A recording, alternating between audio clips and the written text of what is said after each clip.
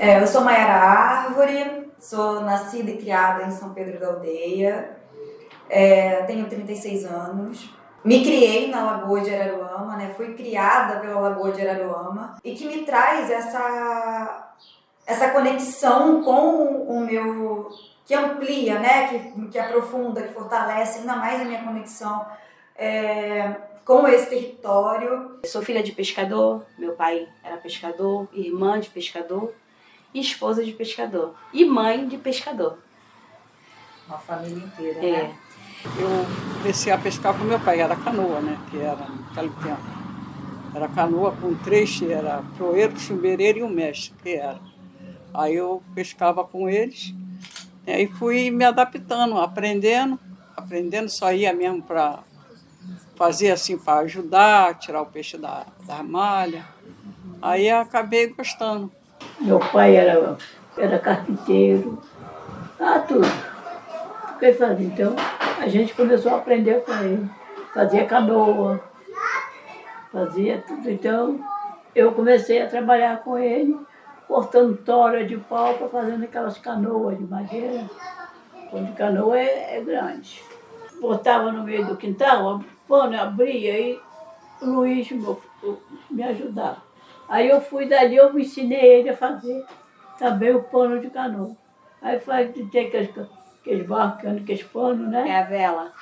A vela? É a vela. Então, era o remo e a vela que é o pano de canoa. Eles usavam uma madeira grande, né? E outra atravessava no meio do pano com as cordas para poder levantar e o vento que levava a canoa.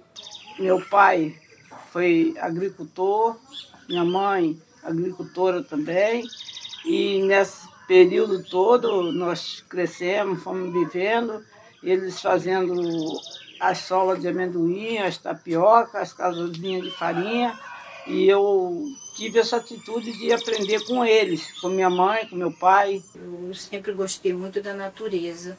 Eu fico triste quando eu vejo essa lagoa suja. Já que eu catava essas bonecas, porque às vezes tem tanto lixo, né? Aí coisa que o pessoal joga garrafa, garrafão, telha. Essas coisas, a gente tem tanta coisa aí na beira da praia, né? Aí foi onde eu resolvi começar a fazer essas besteiras que eu faço, essas bobazinhas, né?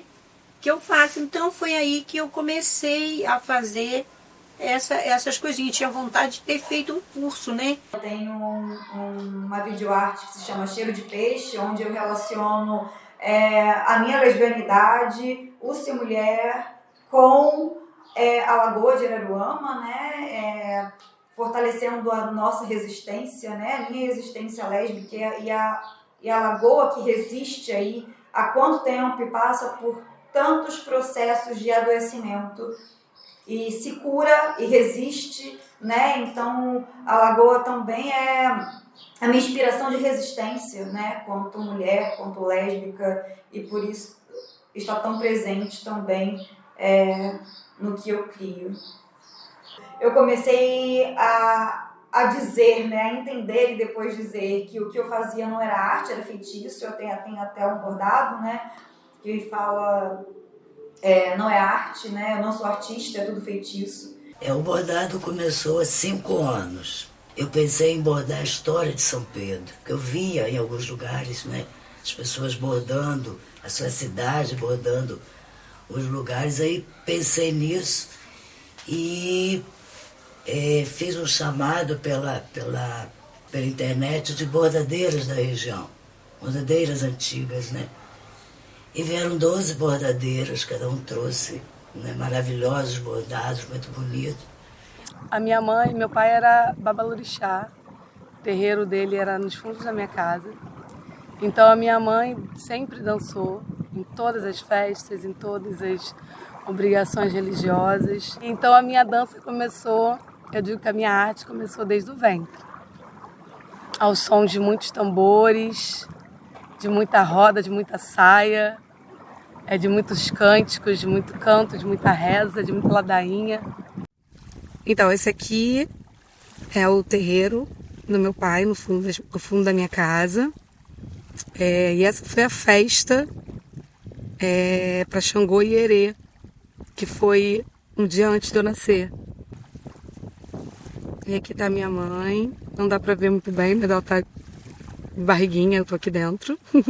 Quando eu vou preparar as minhas coisas para trabalhar na feira, primeiro é a gratidão a Deus por estar ali fazendo uma coisa que é para mim mesmo, que eu não tenho que ter horário para chegar porque o patrão está esperando. Não que eu tenha nada contra trabalhar, né, por outras pessoas que eu já trabalhei muito. Mas só do ter o meu trabalho, para mim, é muito gratificante. Aí tem dia que eu chego na cozinha e falo assim, eu estou muito cansada. Como que eu vou fazer isso? Mas eu lembro de que toda a trajetória para chegar é o que me leva para a cozinha também, com vontade de fazer, porque eu me lembro da trajetória até aqui. Aí você, é só mais 1 hora, 2 horas, daqui a pouco eu deito e descanso, tá tudo certo. Como não tinha nada para comer, o que a gente fazia?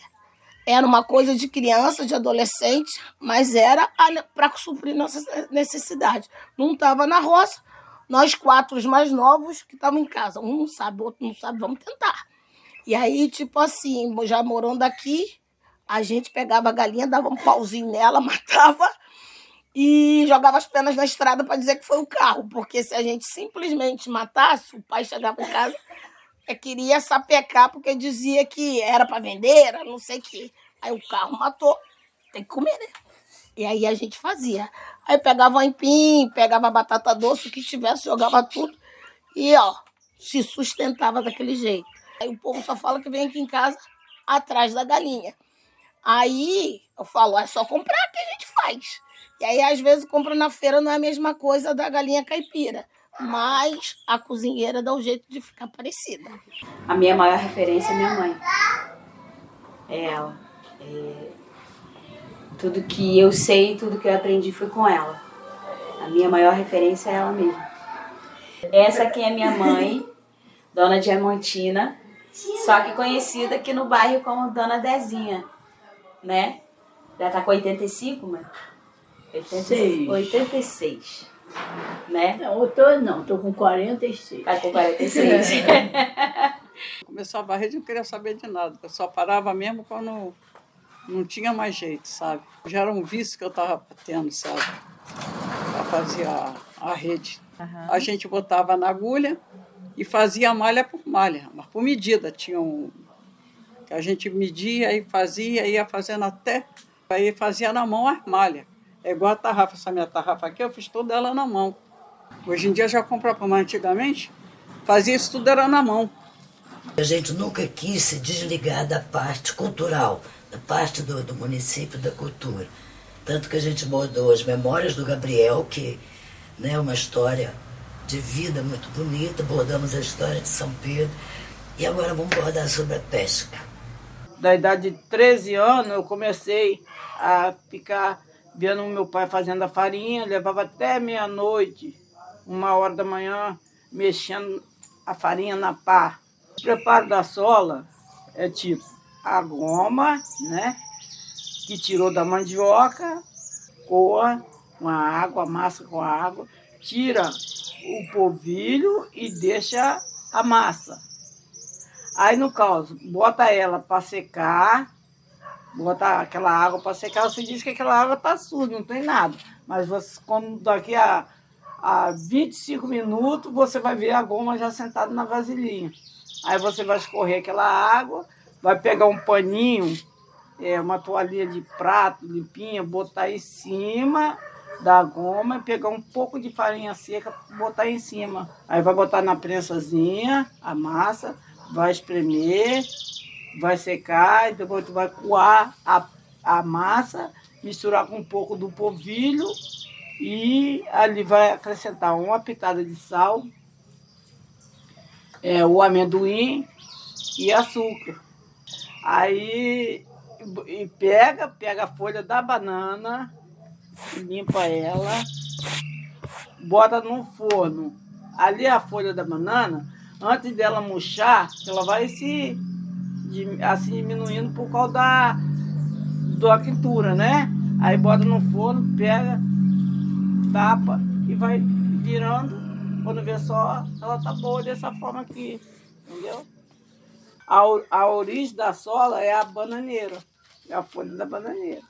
Eu criei meus 3 filhos com tapioca e sola, na feira de São Pedro Aldeia e da feira de Cabo Frio. Para a medida do meu tabuleiro são 5 quilos de aipim, o leite de coco, que tem a medida, e açúcar, ovos, manteiga e só. Aprendi o crochê com a minha avó com 8 anos, né? Minha avó fazia crochê, vovó Rosa, era descendente de indígena, né? Nós tínhamos, chamava o caminho dos índios. Você saía daqui do sítio, passava lá por cima e chegava na ponta da areia. Esse trabalho com a taboa, há quanto tempo? Eu tinha, na época que eu fazia, eu tinha uns 12 anos, quando comecei a fazer com a minha mãe. Aí ela apertava vamos deixar o outro para me fazer, para não errar.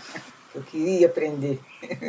A gente chega lá, cortar ela, tirar aquelas palhas secas lá no breve, mesmo, deixar lá, trazer só as verdinhas, que tem cortado e veja. Aí chega aqui, a gente tem que abrir folha por folha, botar para secar. Quando vê se o tempo vai virar, que está quase seco, tem que correr lá, tirar tudo do coisa igual ali. Fui fazer, fora que a gente já limpou, mas para fazer ali tem que limpar ela de novo, terá que esfriar. Mas é um trabalho que dá, para mim dá gosto de fazer. A sopa faço assim, cozinho a cabeça primeiro, deixo cozinhando, depois eu boto o camarão no molho, aí vou fritando. Quando eu ver que está no ponto, eu jogo o macarrão. Aí depois boto a água e deixo ali cozinhar. Quem ensinou? Foi minha sogra, mulher de pescador também. Ela gostava de cozinhar. E a senhora gosta? Não.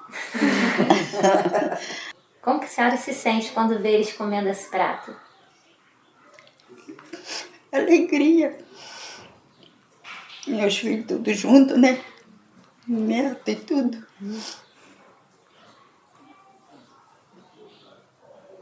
Eu só tenho alegria mesmo, os filhos. É a continuação da vida, né?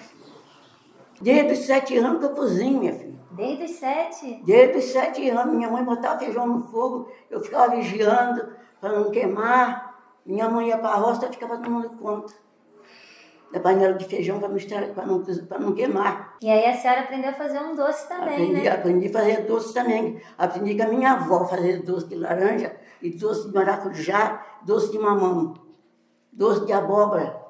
Nós tínhamos muita fruta, muita abóbora, muito mamão. Doce de laranja, tirava a laranja, cascava ela, tirava aquela casquinha por fora, com bem cuidado, para não tirar as polpas dela. Depois botava de molho. Depois que ela estava de molho, fervia ela primeiro, para não estragar. Uns 3 dias começava a trocar água. Aí com 1 semana botava na calda e deixava lá para a gente usar. Na hora do almoço, depois do almoço, cada um comia seu docinho. Quando terminava, ela guardava lá de novo. Olha, não pode ninguém mexer não, porque estraga. E foi assim que eu aprendi com a minha avó. A minha mãe não fazia doce, não. Era a minha avó. Minha avó e minha tia.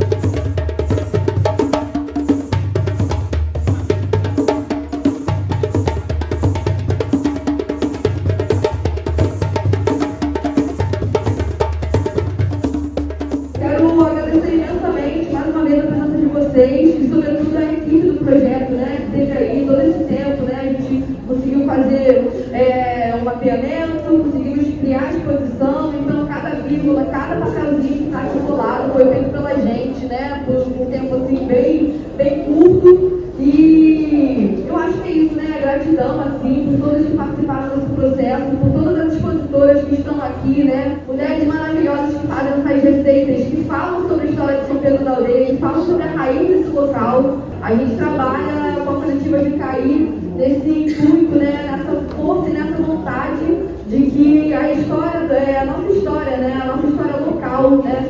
Que as pessoas desse território sejam ouvidas, né? Sobretudo as pessoas desse território. A minha maior satisfação é ver essas mulheres no museu.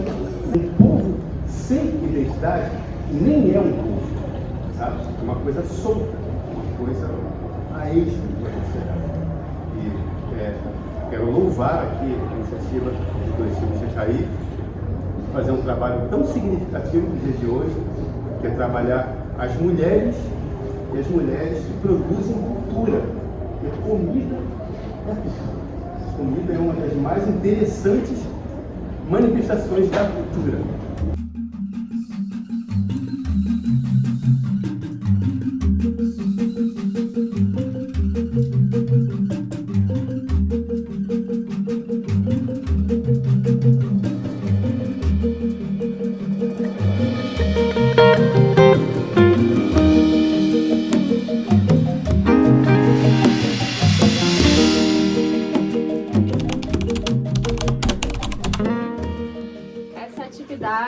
Compõe a Semana Decolonial do Patrimônio, na sua 4ª edição. A gente está trabalhando os territórios, os saberes dos territórios tradicionais. Então, essa disposição dos lugares das oficinas também foi pensada para a gente conseguir circular e ocupar os diferentes territórios dentro da nossa cidade. E a galinha é um aprendizado da patroa ali, Dona Judite. E aí a gente foi só se aperfeiçoando com o que ela foi nos ensinando durante a nossa adolescência, a parte jovem, a parte adulta. Aí aqui a gente tem um tempero. A alfavaca, que é o tempero da roça, né, que sempre tem, dá um sabor diferente, que a gente, como tem 2 galinhas diferentes, a gente vai fazer 2 sabores diferentes, porque eu não gosto muito da alfavaca, que o sabor fica mais forte. Aí numa eu vou colocar alfavaca e na outra não. E aqui eu tenho o coloral e mais uns temperos atípicos, tipo orégano, fez aquela mistura completa de tempero e botei o coloral da terra, não é coloral que trouxeram aí do saquinho, não. O sal e a pimenta calabresa, que também dá um sabor diferente, não arde nem nada. Eu acho que essa todo mundo pode aproveitar e não vai mudar o sabor da galinha, vai ficar só cada vez mais gostosa. E o alho eu já trouxe picado, porque a gente que trabalha não tem tempo para ficar toda hora, é rápido, as coisas têm que ser bem rápidas.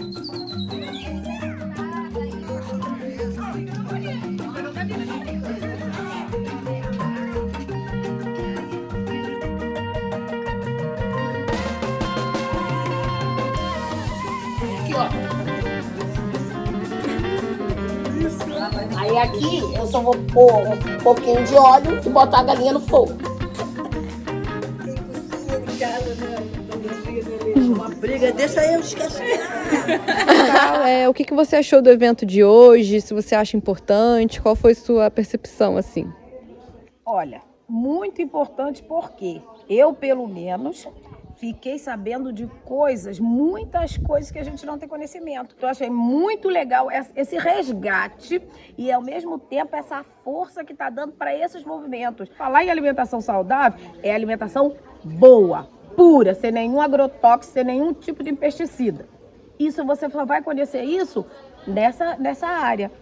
Então, a galinha, assim, muita gente gosta de comer a galinha, mas não sabe o preparo. Como é que faz? Porque dá um trabalho para você preparar. Como é que faz para criar? Porque dá um trabalho para criar. Porque enquanto uma galinha de granja fica em 30 dias, ela adquire 4 quilos, você leva 3 anos para sua galinha caipira chegar a esse ponto. Nós estamos aqui no final do almoço da galinhada com aipim, feito pela senhora Maria de Jesus, filha da dona Judite. Foi muito importante o evento hoje. A gente conversou muito sobre soberania alimentar. E viu a prática dela também, né? Junto com as pessoas que aqui fazem da terra produtiva e fazem da terra, além da alimentação, a cultura alimentar. E a partir disso, almoçamos todos juntos e foi muito chique.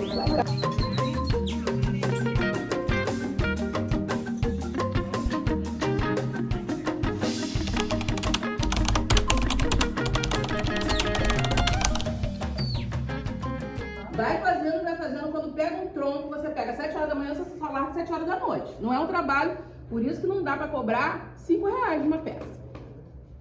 Às vezes você leva um mês fazendo uma peça, né? Porque você leva um ano esperando a bananeira ficar no ponto, aí depois você tem que preparar a bananeira. É um trabalho de dedicação mesmo. E essa trama, o povo lá do norte aprende quando nasce.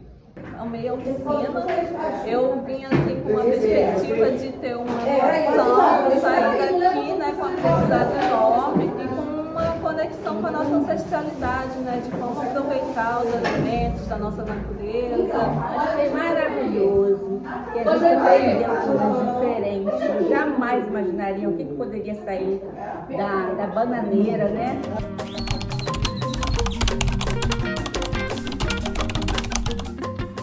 Hoje eu faço parte da Associação de Pescadores aqui também. E muitas das vezes eu, mulher, né, era a única no meio de 100 homens, sofri até preconceitos pelo meu próprio marido, né? E eu dizia pra mim, não tô fazendo nada de errado, uma hora ele vai reconhecer. E hoje ele participa da associação, hoje ele é pescador, então hoje ele já reconheceu. E aí veio, né, projeto aqui na associação de fazer as biojoias. Mas biojoia é o quê? Eu nem sabia o que era biojoia, mas eu disse que eu ia fazer o curso. E aí quando ele falou comigo que eram as escamas do peixe, né? E aí então foi, né, uma coisa que eu sempre vi sendo jogado fora. E aí, né, eu fui fazer o curso. E hoje eu já sou professora, né? Estou aqui, né, fazendo essa oficina com vocês.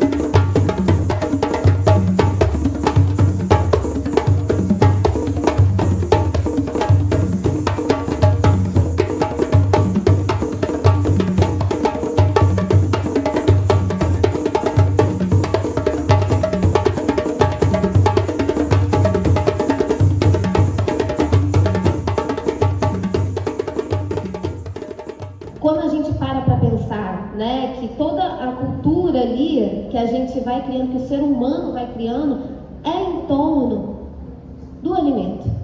Foi de extrema importância para a gente, como agricultor, né, a gente vê uma exposição de uma ocupante nossa aqui.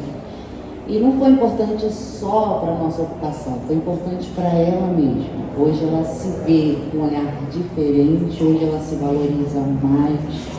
Ela fala com muito orgulho sobre a exposição. Nas palavras dela, ela disse para mim que agora sim ela se sente uma mulher agricultora valorizada.